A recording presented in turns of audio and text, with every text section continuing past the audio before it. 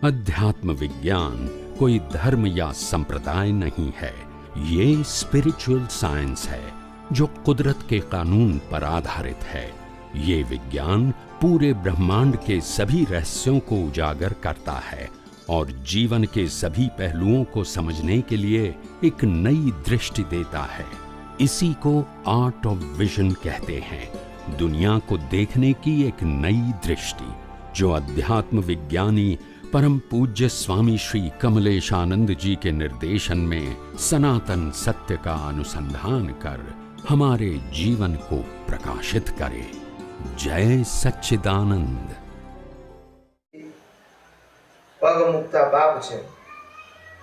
आ जगतમાં રગલે પગલે જઈને કહે છે ને આપણે, એટલે પગ મુક્તા પાપ છે અને જોતા ઝેર છે। આ જગત જ્યાં જુઓ ને ત્યાં ઝેર। ઝેરનો મતલબ કેળા, ક્યાં દ્વેષ, રાગ, દ્વેષ, ઈર્ષ્યા, વેર, કપટ, મોહ, આ બધું આમ જોઈએ ને તરત આમ ઊભું થઈ જ જાય, થયા જ કરે। એટલે પગ મુક્તા પાપ છે અને જોતા ઝેર છે અને માથે મરણ રહ્યું છે, મરણ ભમી જ રહ્યું છે। એનો મીટર કાંટો ફર્યા જ કરે છે। શું કીધું? આયુષ્ય કર્મનો મીટર કાંટો ફર્યા જ કરે છે। તમે જાગો કે ઊંઘો, ગમે તે કરો, પણ એનો મીટર કાંટો ચાલુ જ છે આયુષ્યનો। એક માઇનસ થયા જ કરે છે। શું છે? માઇનસ। તમારું આયુષ્ય ઘટતું જ જાય છે। ઉંમર વધે પણ આયુષ્ય ઘટે। એ વિચારી આજનો દિવસમાં પ્રવેશ કરે એટલે એમ થાય કે આવી રીતે આવો વિચારધારા તારી દ્રષ્ટિમાં હોય અને તો તારા દિવસ શરૂઆત કરે ત્યારે તને આ લક્ષ્મી છે એ લક્ષ્મી વિદ્યુતના તરંગ જેવી લાગે, વિદ્યુત જેવી લાગે એટલે તને બહુ મોહ ના થાય। એ આવે ના આવે તો પુણ્યના ખેલ છે, ના આવે તો કોઈ શોક કરવાની જરૂર નથી, ના આવે તો બહુ કઈ હર્ષ કરવાની જરૂર નથી, કેમ કે આયેલી કાંઈ રીતે રહેશે કહેવાય નહીં।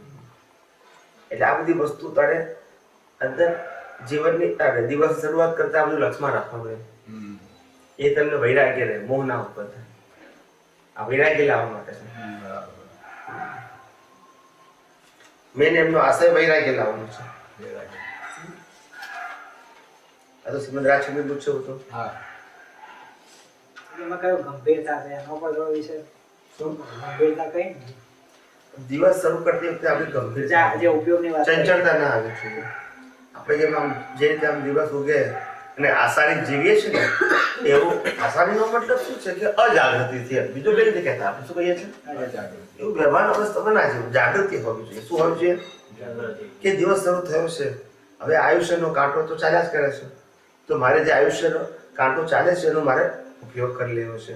ભગવાન શું ઉપયોગ કરું? તો કે આ ભાવ તો લઈને આવ્યો છું તું, પણ આ ભાવ માટે તારે ઉપયોગ કરવાનો છે જ નહીં। એ તો જે થવાનું છે એ કુદરત કરવાની જ છે। હવે આ જ્યાં સુધી આયુષ્ય ચાલે છે ત્યાં સુધી તારો પરભાવ છે। શું કહે છે? પરભાવ। એનું તારું ભાથું બાંધી લે, ટૂંકમાં તારું કામ કરી લે। શ્વાસ ચાલે છે એટલે દિવસ ઉઠે કે તારે આ મોહમાં અને બીજા બધામાં તું ના ફસાય, તારું કામ કરી લે। ઉપયોગથી, જાગૃતિથી, ગોઠવણીથી, નિશ્ચયથી, ભાવથી, સમજાય છે? અને બાકી તો સમય તો પસાર થવાનો જ છે। સમયનો ઉપયોગ નહીં કરો તો સમય પસાર થવાનો જ છે।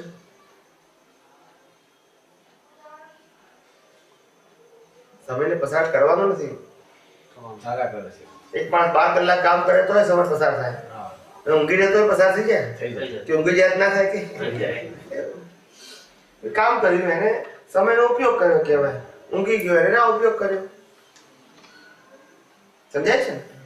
એવી રીતે આ સ્થૂળ ભાષા છે। એટલે જ્ઞાનની ભાષા એ કે આપણે સવાર ઉઠ્યા, સવાર, બપોર, સાંજ અને રાત થઈ, પણ આપણે મશીનની જેમ જીવ્યા, જાગૃતિ વગરનું। કેવું? મશીનની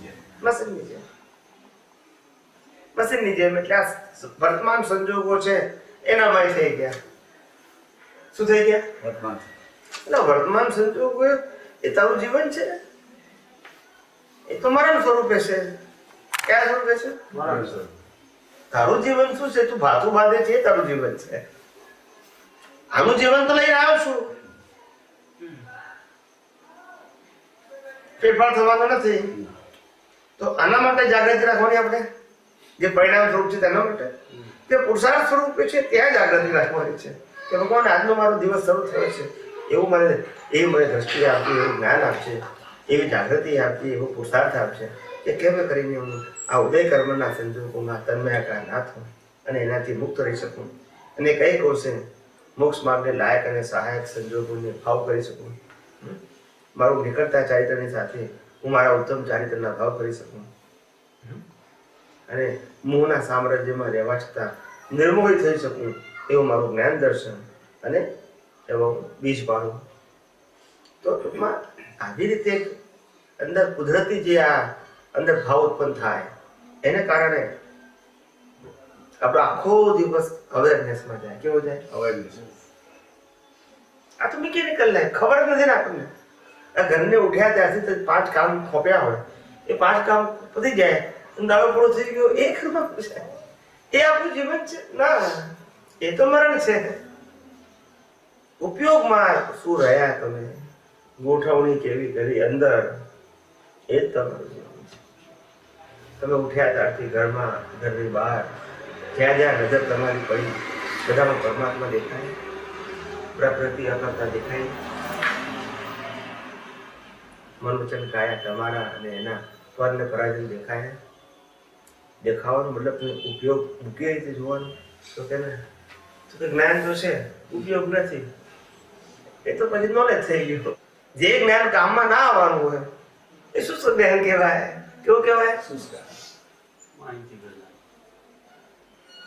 ઉપયોગમાં આવે તો જ્ઞાન કહેવાય ને, ચેતન જ્ઞાન કહેવાય, ઉજાડ જ્ઞાન કહેવાય. ચોપડીમાં આવે કે મગજમાં આવે, ફેર શું પડે? ઉપયોગ જ ના કરવાનો તો પછી ફેર શું પડે? યોગનો મતલબ કે તમે જે પ્રાપ્ત કરેલું જ્ઞાન છે, જેલું છે, એને સંજોગોમાં વાપરો. એના આધારે તમને જે અવેરનેસ ઉત્પન્ન થશે, એના આધારે જે ભાવ ઉત્પન્ન થશે, એ તમને પરભાવમાં કામ લાગશે. નેક્સ્ટ વર્ડમાં ત્યાં જાગવાનું છે. અહીંયા જાગીને શું કરવાનું? અહીંયા જાગશો તો બદલાવાનું નથી. સમજાય છે? વ્યવહાર જાગૃતિ અને આ બેલેન્સ કઈ રીતે રાખવું? વ્યવહાર જાગૃતિ તો વ્યવહાર જાગૃતિ તો રહે કે ના રહે, કારણ કે વ્યવહારમાં તો પરિણામ ફિક્સ છે. જાગૃતિ રહે તો ફિક્સ છે. એકાંત માનીએ ના બગડે ને વ્યવહારમાં. ના, એવું નહીં. એકાંત માન કેવું એવું નહીં. સિદ્ધાંતિક બરોબર, સિદ્ધાંતિક તો એમ જ છે. પણ આપણે શું કહીએ છીએ કે ભાઈ કોઈ પણ સંજોગો હોય એના વ્યવહારની અંદર, તો એ વ્યવહારની અંદર આપણે એવો પ્રયત્ન કરવો કે જેના કારણે એ આપણું કામ છે બગડે છે. શું ના થાય? જીવન વ્યવહાર બાકી જાણવું કાજ વ્યવસ્થિત છે. સામાન્ય ભાવે નક્કી કરું કે ભાઈ આવું કોઈને દુઃખરૂપ ના થાય, એવી વાણી વર્તન હોય, કોઈને નુકસાન ના થાય, આપણને પણ નુકસાન ના થાય, એવું મારું જીવન હોય એવું નક્કી કરું. નક્કી કર્યા મુજબ ના પણ થાય તો અફસોસ ના કરો, જાણો કાજ અમારો હિસાબ છે. શું કહો છો? એટલે જીવન વ્યવહારનો દ્રષ્ટિ નીચે નહીં રાખવી. જીવન વ્યવહાર જે ઉકેલી રહ્યો છે એની અંદર દ્રષ્ટિ આપણે નિશ્ચયથી રાખીએ. એટલે જીવન વ્યવહારની દ્રષ્ટિ જે છે એ દ્રષ્ટિમાં ઊંડા ના ઉતરવું પડે. શું ના કરવું? ઊંડા નહીં ઉતરવું. ઉપલબ્ધ રહે સામાન્ય ભાવે. કયા ભાવે? સામાન્ય ભાવે. ઊંડા ના ઉતરવું. ઊંડા ઉતર તો ખોઈ જાવ પછી. જ્ઞાની એવું કહે છે કે ઊંડા ઉતરવાથી કે ફેરફાર થવાનો નથી.